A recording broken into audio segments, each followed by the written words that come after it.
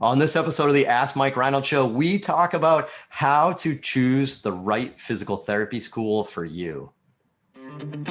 The Ask Mike Reinold Show. Helping people feel better, move better, and perform better.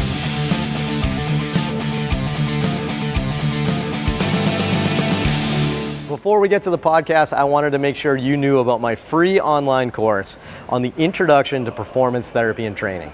If you want to learn how to get started optimizing and enhancing performance, this is the course for you. Head to mikereinold.com/performance to sign up today.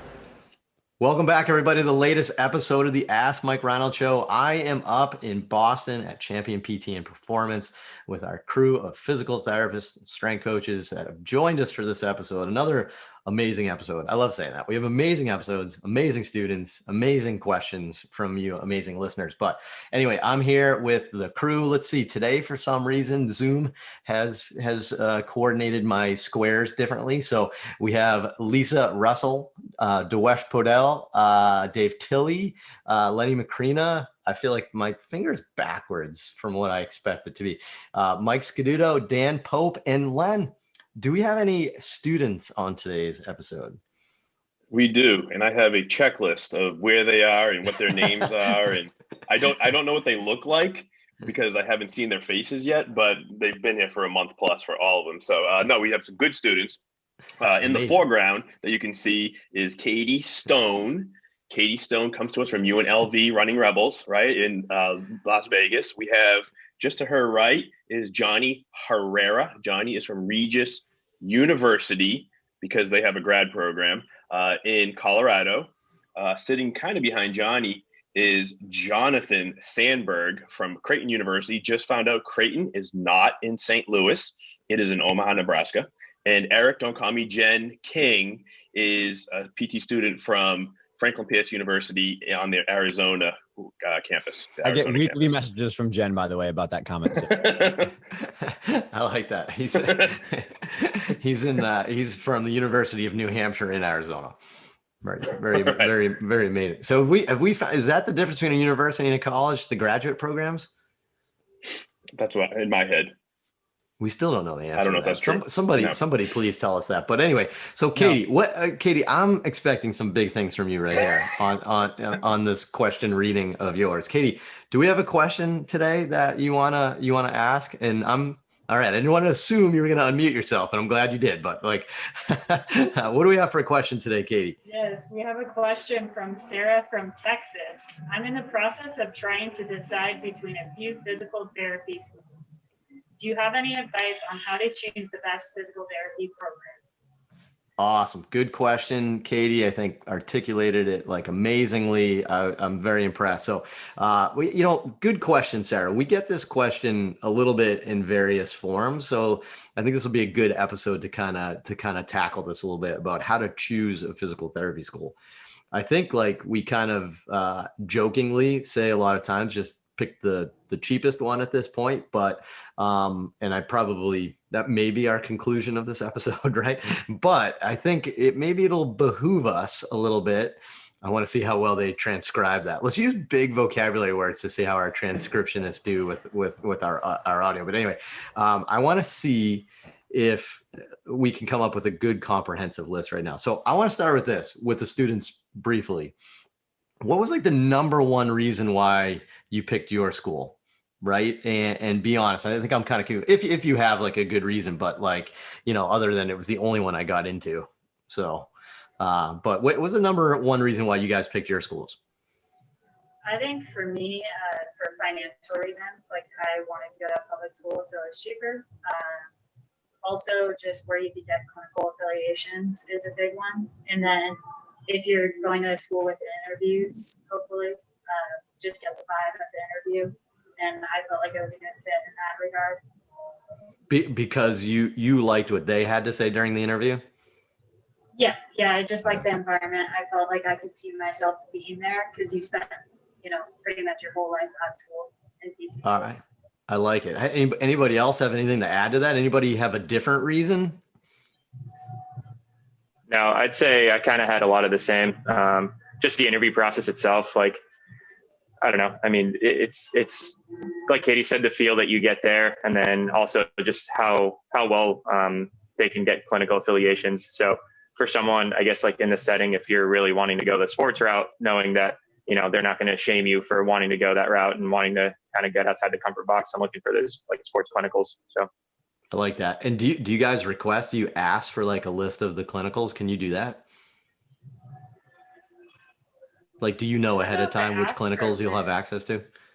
No, not necessarily. So how do you pick a school then about clinicals how do you know what clinicals you can access from a school? So we kind of were able to ask if they were willing to set up new affiliations. And That's a good also, one. I think some schools, it's harder to get out of state affiliations. Like I know in Nevada, primarily we serve Nevada because that's one of the missions of the school. So that's a big thing, I think, to ask. That's their mission? Like they're a Thank you public for serving university, so Massachusetts. Thank you so much for sacrificing for Massachusetts, Katie. That's amazing. All right. Anybody else? Jonathan, Eric, you guys have any other reasons came to your guys' mind? This is good so far, by the way. I like this.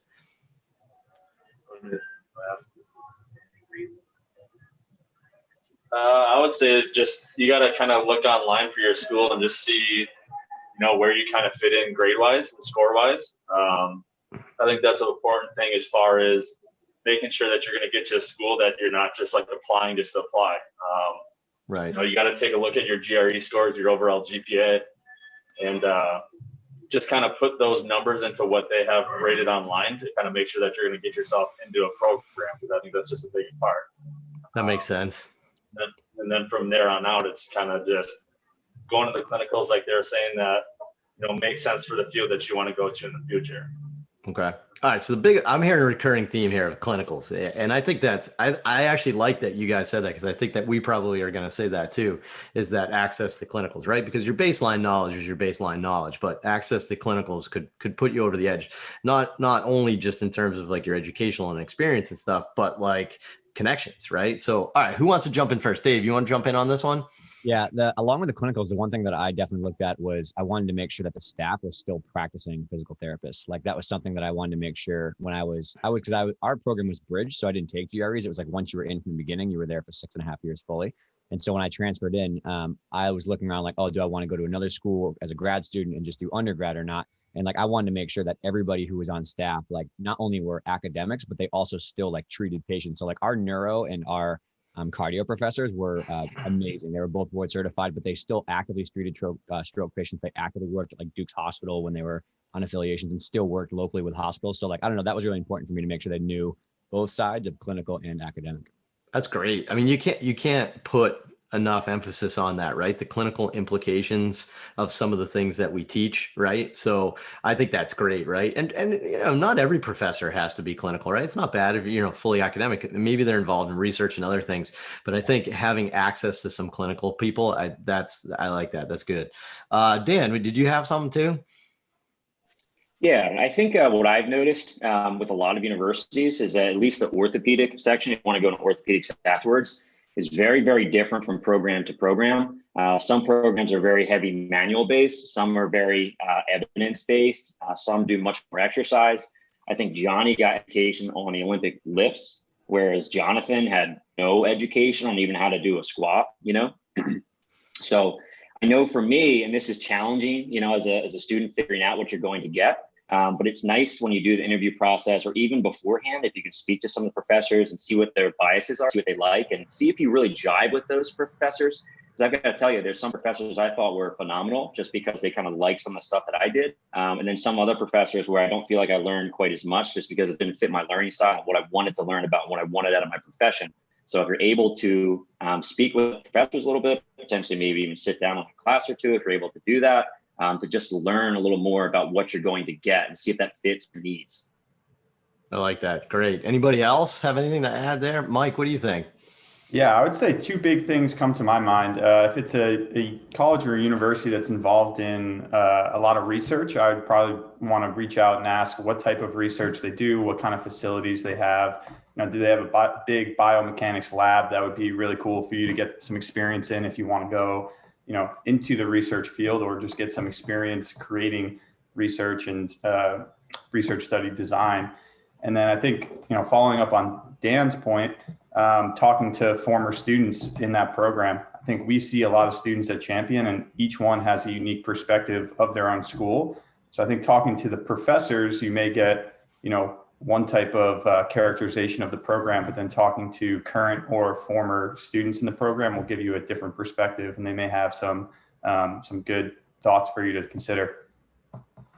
That makes sense. I think that's actually great. And I want to emphasize a little bit. Mike had a few nice things in that little portion there, but I think, like, if you were to look up your professors and just type them into PubMed and just see what their publications are, you'll learn a lot about probably what they're passionate about, right? Like Dan said, like, he's trying to find a place that is passionate about the things he's passionate about, right? That he wants to learn about a little bit. So if you try to figure out what your faculty is publishing on, then that, what they're researching and what they're thinking about all the time, right? So you're probably going to get a good experience right there.